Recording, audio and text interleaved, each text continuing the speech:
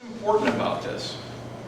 Musical movies and stories that I imagine as the conductor or the performer. Musical movies or stories that the composer has given. What? It can vary anything between what the composer's saying, what the conductor is saying, what the musicians are saying. It's even what the audience gets from it. It's going to vary no matter what. There's all these variables. Yeah, so what are these, and isn't this what we're really after, is the essence of what are the variables? That an audience, 500 people can sit and listen to a performance and they can all get something different out of it. Why?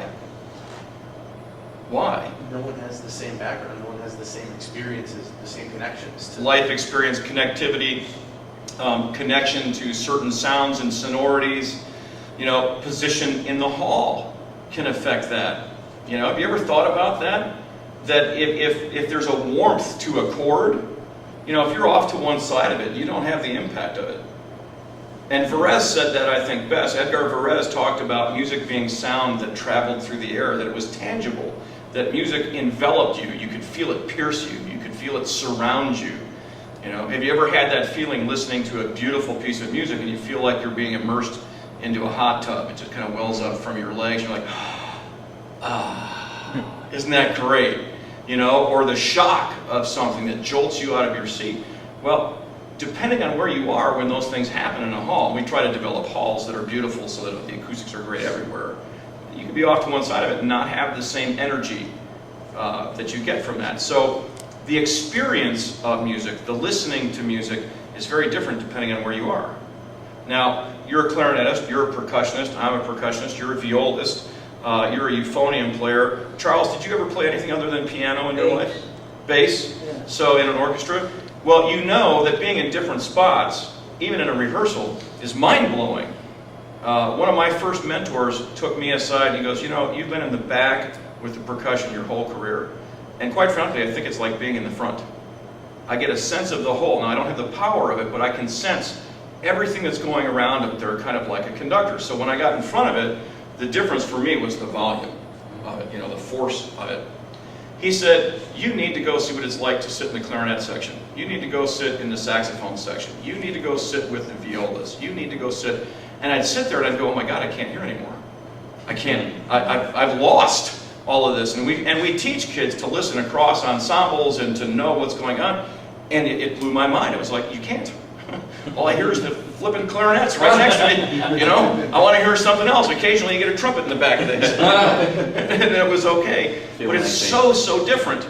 It's so different from where you are even in that audience. So these variables that we're talking about, the variables of our experience, not only acoustically in the room, but do I know the piece? Have I heard this before? Isn't that why we can play Beethoven over and over and over again and still come away, loving something new every time? There's something great about great music like that. So, there's something great about great music.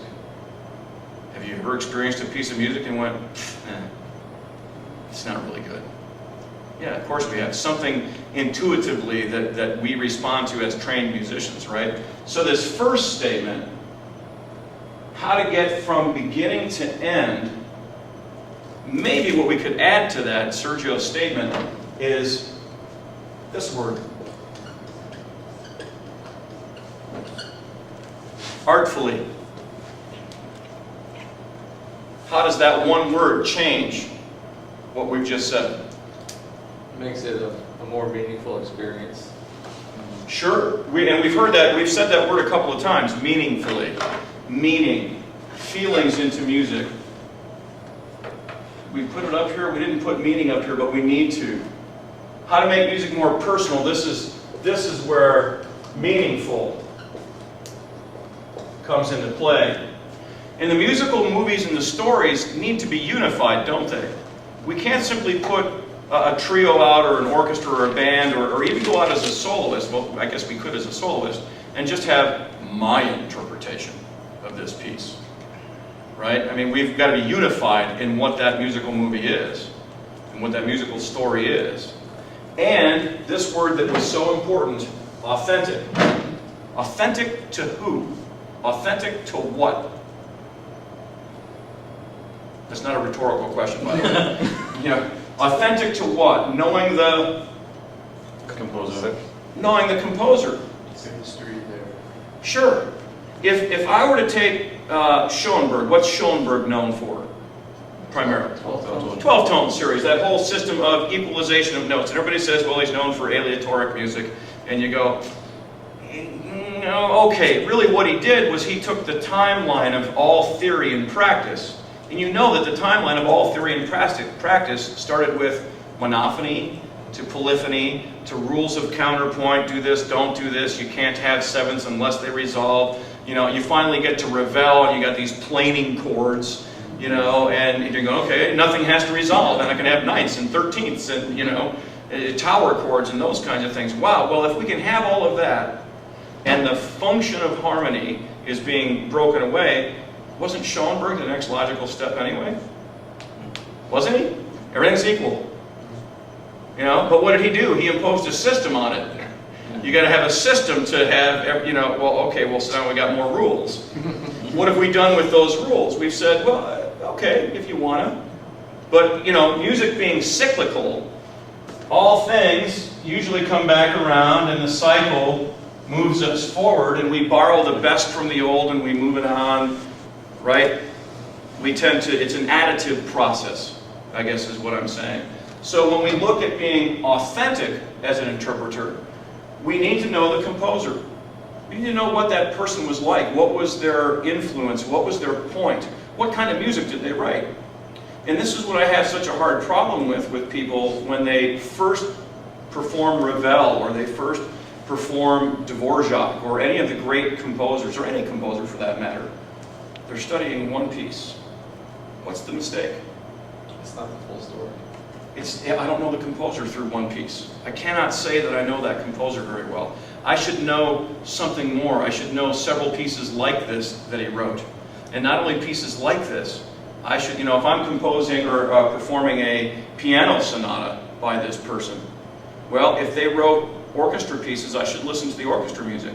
And I should look for their fingerprints, their musical fingerprints all over it. Oh, he's got a predilection for these intervals. Oh, he's got a predilection for doing this to phrases. Oh, he's, you know, this is, so when I listen, I go, oh, I know who that is. You know, I've heard that composer before. That sounds very much like.